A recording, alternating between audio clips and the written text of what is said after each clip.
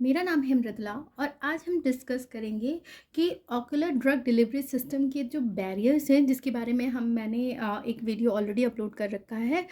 उन बैरियर से कैसे ओवरकम कर सकते हैं, मतलब ड्रग को कैसे उसके थेरेपेटिक लेवल तक पहुंचा सकते हैं आइज़ में।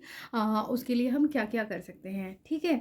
तो बेसिकली जो ocular drug delivery system barriers होते हैं उसको दो तरीक़ों से हम ओवरकम कर सकते हैं।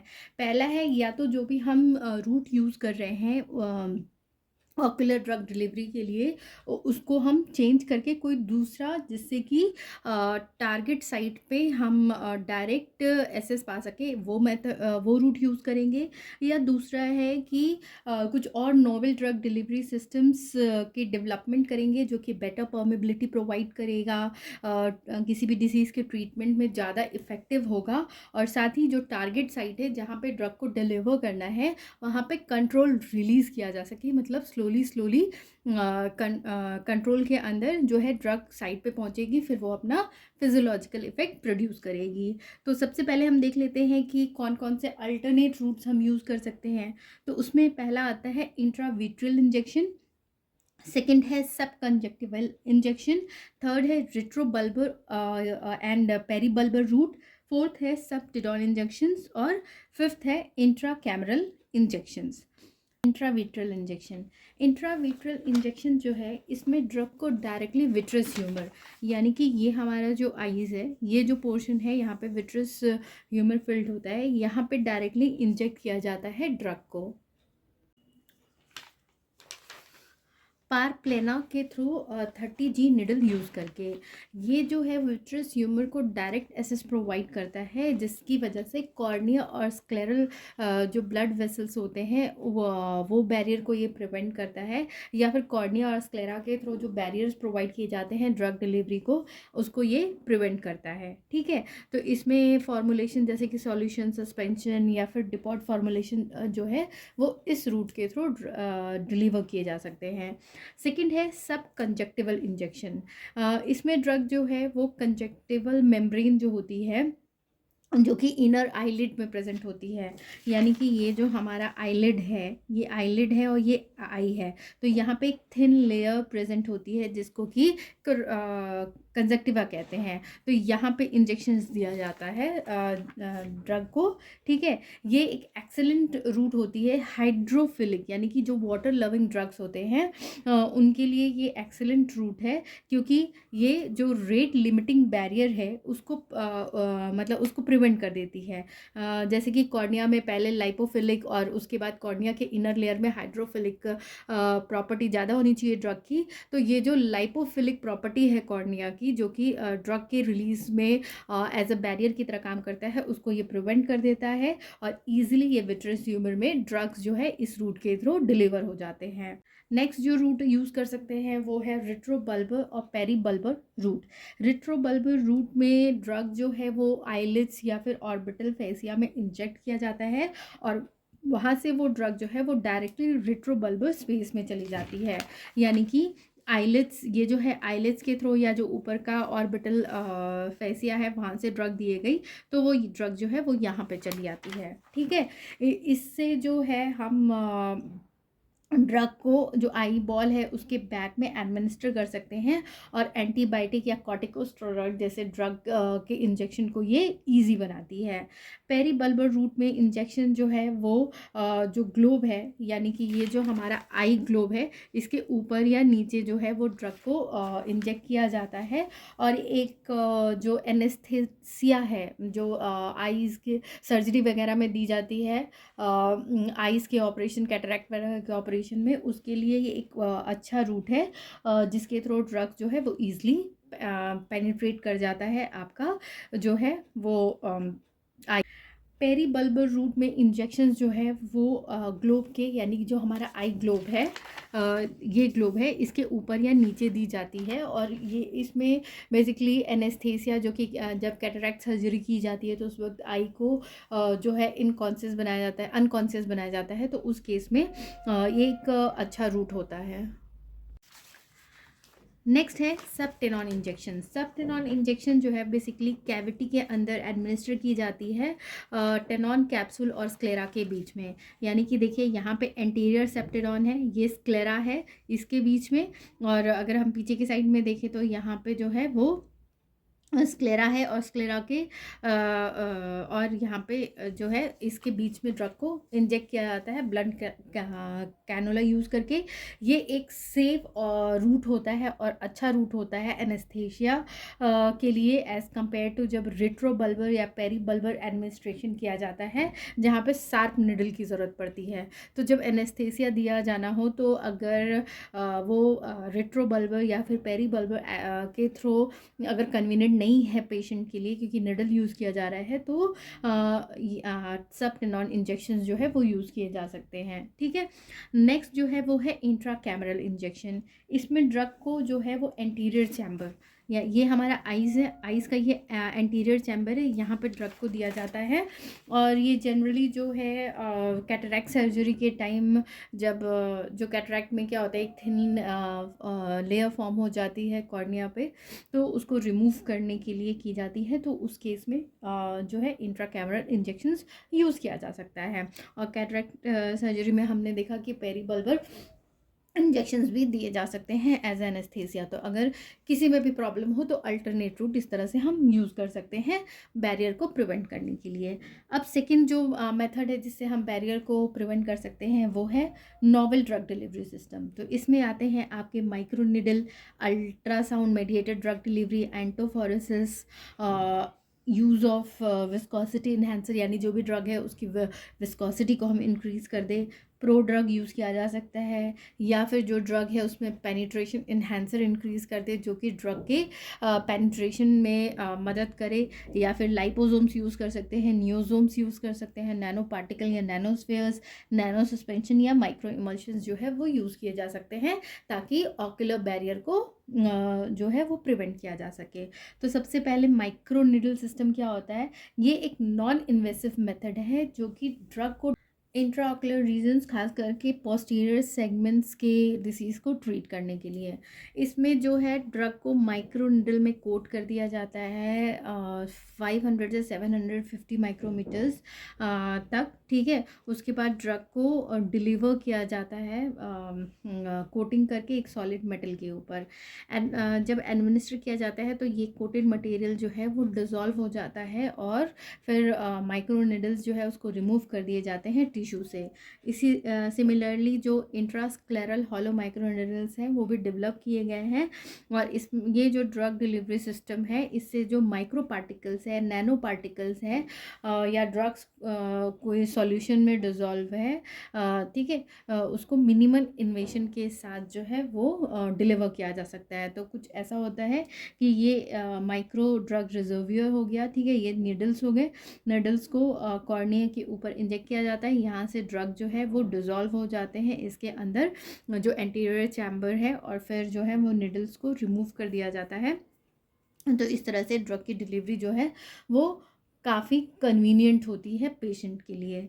सेकंड जो मेथड है वो है अल्ट्रासाउंड मेडिएटेड ड्रग डिलीवरी।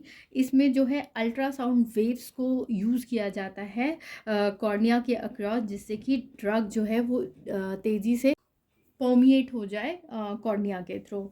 इसमें जो है मेनली बीटा ब्लॉकर्स जैसे कि एटेनोल, टीमोलॉल, बेराक्सोलॉल, ये सब जो है डिलीवर करने के लिए यूज़ किए जाते हैं, मतलब अल्ट्रासाउंड। और इसमें जो फ्रिक्वेंसी होती है वो 20 किलो हर्ट्ज़ 1 घंटे के लिए अप्लाई की जाती है और ख़ास करके ग्लोकोमा के ट्रीटमेंट में यूज़ की जाती है।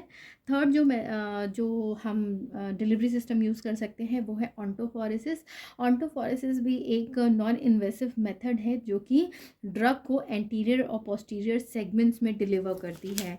यानी ये जो हमारा आइज़ है, आइज़ में ये एंटीरियर और ये पीछे वाला हिस्सा जो है वो पोस्टीरियर, यहाँ पे ड्रग को डिलीवर करने में के लिए ये यूज़ किया जाता है। इसमें आयनाइज्ड ड्रग जो है वो ट्रांसफ़र किए जाते हैं मेम्ब्रेन के थ्रू एक लो इलेक्ट्रिक करंट के थ्रू, इसमें बेसिकली जो मेथड है उसको डिवाइड किया गया है ट्रांसकॉर्नियल, कॉर्नियोस्क्लेरल या फिर ट्रांसक्लेरल एंटोफोरेसिस। ठीक है, तो इन जहाँ पे भी ड्रग को डिलीवर किया जाता है, यानी कॉर्निया में या फिर कॉर्निया और स्क्लेरा के बीच में या फिर स्क्लेरा के पीछे, तो इस बेसिस पे इसको अलग अलग कैटेगरी में क्लासिफाई किया गया है।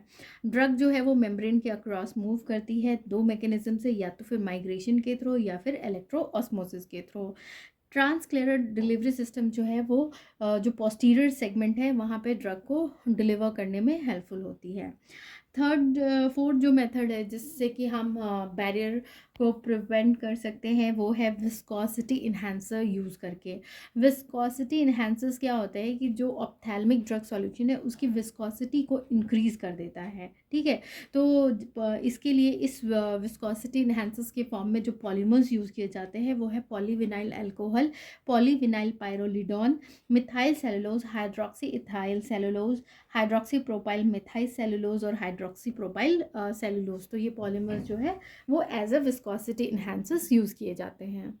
जो भी विस्कोसिटी इन्हांसर्स ऐड करते हैं व्हीकल में उसकी विस्कोसिटी को इंक्रीज़ करने के लिए, तो वो जो प्री ऑक्यूलर एरिया है वहाँ से ड्रग के एलिमिनेशन को स्लो कर देता है, और यहाँ पे प्री कॉर्नियल रेसिडेंस टाइम जो ड्रग का है वो इंक्रीज़ हो जाती है, जिसकी वजह से ज़्यादा ट्रांसकॉर्नियल पेनिट्रेशन होता है ड्रग का एंटीरियर चैम्बर में, और फिर वहाँ से वो अपना थेरेपेटिक इफेक्ट, यानी क्योंकि जो वो थेरेपेटिक कंसंट्रेशन की ज़रूरत होती है वो उस अचीव कर लेता है, इसलिए वो ज़्यादा फिजियोलॉजिकल इफेक्ट जो है वो प्रोड्यूस करता है।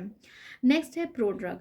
तो प्रो ड्रग का बेसिक प्रिंसिपल है कि वो कॉर्नियल ड्रग परमेबिलिटी को इंक्रीज़ करता है, या तो हाइड्रोफिलिसिटी को इंक्रीज़ करके या फिर लाइपोफिलिसिटी जो ड्रग की है वो उसको इंक्रीज़ करके, क्योंकि हमें पता है कि जो कॉर्निया का आउटर लेयर है वो ज़्यादा लाइपोफिलिक ड्रग्स के लिए अच्छा है, और जब अंदर जाता है ड्रग तो वहाँ पे जो भी ड्रग है उसकी हाइड्रोफिलिसिटी ज़्यादा होनी चाहिए। तो एक आइडियल जो प्रोड्रग है जो कि बैरियर को प्रिवेंट कर सकता है उसकी जो है लाइपोफिलिसिटी ज़्यादा होनी चाहिए, और पार्टीशन कोफिशिएंट के साथ साथ उसकी हाई एंजाइम ससेप्टिबिलिटी होनी चाहिए, क्योंकि जैसे कॉर्निया में जाता है वैसे ही वहाँ पे जो एंजाइम प्रेजेंट होते हैं वो उसको ब्रेक करने लगते हैं। ठीक है, तो इसीलिए वो जब भी कॉर्निया में ड्रग एंटर कर रहा है तो या तो वो केमिकली या फिर एंजाइमेटिकली मेटाबोलाइज हो जाता है अपने एक्टिव पेरेंट कंपाउंड में। ठीक है, कुछ एग्जाम्पल जो कि सूटेबल होते हैं प्रोड्रग के वो है एंट्री वायरल मेडिकेशंस दिया जा रहा हो, ग्लेंसिक्लोविर, एसाइक्लोविर, तो वो प्रोड्रग के फॉर्म में होना चाहिए, और उनकी लाइपोफिलिसिटी या हाइड्रोफिलिसिटी जो है वो उसमें मॉडिफिकेशन करके उसको ईजिली परमिएट किया जा सकता है, और डिज़ायर्ड इफेक्ट जो है वो प्रोड्यूस किया जा सकता है। सिक्स जो है वो है पेनिट्रेशन इन्हांसर यूज़ करके। तो चुलेटिंग एजेंट्स या प्रिजर्वेटिव या सर्फेक्टेंट्स या बाइल सॉल्ट्स जो है वो कॉर्नियल मेम्ब्रेन परमेबिलिटी को इंक्रीज़ करती है या इम्प्रूव करती है उनके जो कॉर्नियल एपिथेलियम के लिए, जो उसकी इंटीग्रिटी है ड्रग की, यानी कि वो जो इंटरेक्शन कॉज करता है जिसके थ्रू वो ईजिली मूव कर सके, उसमें मॉडिफिकेशन कर देता है। नेक्स्ट जो है वो है लाइपोसोम्स। तो लाइपोसोम के पास एक एबिलिटी होती है कि वो कॉर्नियल या कंजक्टिवल सर्फेसेस के साथ इंटीमेट कांटेक्ट बना लेता है, जिसकी वजह से ऑक्यूलर एब्जॉर्प्शन जो होता है ड्रग का वो उसकी प्रोबेबिलिटी जो है वो इंक्रीज़ हो जाती है। तो बेसिकली ये सूटेबल होता है उन ड्रग्स के लिए जो पुअरली एब्जॉर्ब्ड होते हैं, क्योंकि जब कॉर्नियल कांटेक्ट टाइम बढ़ेगा तो ड्रग वहाँ ज़्यादा देर रिसाइड करेगा तो उसकी परमेबिलिटी जो है वो ज़्यादा इंक्रीज़ हो जाएगी। या उन ड्रग्स के लिए भी ये अच्छा होता है जिनका पार्टीशन कोफिशिएंट कम होता है, या फिर बहुत पुअर सॉलिबिलिटी होती है, जो या तो मॉलिक्यूलर वेट जो मीडियम से हाई होते हैं, उनके लिए ये लाइपोसोम फॉर्म में उनको कन्वर्ट करना ज़्यादा कन्वीनियंट होता है उनके एब्जॉर्प्शन को इंक्रीज़ करने के लिए। ये जो है ड्रॉपेबल होता है, बायोकम्पैटिबल होता है, और ईजिली नेचर में बायोडिग्रेड हो जाता है। ठीक है, नेक्स्ट जो डिलीवरी सिस्टम यूज़ कर सकते हैं वो है नियोजोम्स। नियोजोम्स जो है वो बाई लेयर यानी कि 2 लेयर का वेसिकल होता है, जो कि नॉन आयनिक सर्फेक्टेंट का बना होता है और कैपेबल होता है कि वो लाइपोफिलिक और हाइड्रोफिलिक कंपाउंड्स को अपने अंदर इनकैप्सुलेट कर ले। मतलब उस सबसे अंदर में लाइपोफिलिक और हाइड्रोफिलिक कंपाउंड्स होते हैं, उसके ऊपर जो है 2 लेयर्स प्रेजेंट होते हैं। ये क्या करता है कि सिस्टमिक ड्रेनेज यानी सिस्टम जैसे टीयर्स के थ्रू या फिर नोज़ के थ्रू जो ड्रग रिमूव होने लगता है उसको ये रिड्यूस कर देता है। साथ ही ये रेसिडेंस टाइम को इंक्रीज़ कर देता है, जिसकी वजह से जो ऑक्यूलर बायो अवेलेबिलिटी है वो इंक्रीज़ हो जाती है। ये नॉन बायोडिग्रेडेबल होता है और नॉन बायोकम्पैटिबल होता है नेचर के लिए। ठीक है। 9th जो है वो है नैनो पार्टिकल्स या नैनोस्फेयर के फॉर्म में। नैनो का मतलब होता है बहुत स्मॉल। तो जो पॉलीमरिक कोलॉइडल पार्टिकल्स होते हैं जिनका साइज 10 नैनोमीटर से 1 mm होता है, उसमें जो है ड्रग को डिज़ोल्व किया जाता है और फिर कैप्सूल के फॉर्म में वो उसके अंदर ड्रग जो है वो इनकैप्सुलेट हो जाता है या फिर एब्जॉर्ब हो जाता है। इसकी जो बायो एडहेसिव प्रॉपर्टी होती है वो बहुत अच्छी होती है, जिससे कि ड्रग का कॉर्निया में या फिर ऑक्यूलर टिश्यूज़ में इसका रेसिडेंस टाइम इंक्रीज़ हो जाता है, जिसकी वजह से उसका बायोलॉजिकल रिस्पॉन्स यानी थेरेपेटिक इफ़ेक्ट जो है वो इंक्रीज़ हो जाता है। नेक्स्ट जो है वो है नैनो सस्पेंशन। नैनो सस्पेंशन में जो है वो सब माइक्रोन कोलॉइडल सिस्टम है, जिसमें पुअरली वाटर सॉल्युबल ड्रग्स जो है वो एक डिस्पर्शन मीडियम में सस्पेंडेड होते हैं, जो कि सर्फेक्टेंट के थ्रू स्टेबलाइज होते हैं। इससे पहले भी मैंने आपको बताया पेनिट्रेशन इन्हांसर में कि सर्फेक्टेंट जो है वो मॉडिफाई कर देते हैं कॉर्निया के एपिथेलियम के इंटीग्रिटी को, जिसकी वजह से ड्रग जो है वो ईजिली एब्जॉर्ब होने लगता है। ये जो है ऑक्यूलर बायोअवेलेबिलिटी को इंक्रीज़ कर देता है, कॉन्टैक्ट टाइम को इंक्रीज़ करके, और जो चार्ज होते हैं सरफेस पे नैनो पार्टिकल्स के, उसकी वजह से वो कॉर्निया के साथ ज़्यादा देर तक अटैच रहता है। नेक्स्ट जो है वो नॉवल ड्रग डिलीवरी सिस्टम में माइक्रो इमल्शंस यूज़ करेंगे। ये एक स्टेबल डिस्पोजन होता है वाटर और ऑयल का, जिसमें कि सर्फेक्टेंट और को सर्फेक्टेंट जो है वो कॉम्बिनेशन में डिज़ोल्व होते हैं, जिससे कि इंटरफेशियल टेंशन जो है वो डिक्रीज़ हो जाता है। और ये भी जो है ऑक्यूलर बायोअवेलेबिलिटी जो ड्रग की होती है उसको इम्प्रूव करता है, और जिसकी वजह से ज़्यादा कॉन्टैक्ट टाइम मेंटेन रहता है, रेसिडेंस टाइम ज़्यादा होता है, तो ड्रग जो है उसकी जो रिक्वायर्ड कंसंट्रेशन है वो अचीव हो जाती है। तो इसकी वजह से जो बार बार ड्रग को एडमिनिस्टर किया जाता है उसकी फ्रिक्वेंसी रिड्यूस हो जाती है। तो ये था ऑल अबाउट कि कौन कौन से मेथड है जिसके थ्रू हम जो ऑक्यूलर बैरियर है उसको इम्प्रूव कर सकते हैं और ड्रग की बायो अवेलेबिलिटी को हम इंक्रीज़ कर सकते हैं। तो अगर आपको मेरा ये वीडियो पसंद आए तो प्लीज़ इसे लाइक शेयर और कमेंट करें। Thank you for watching.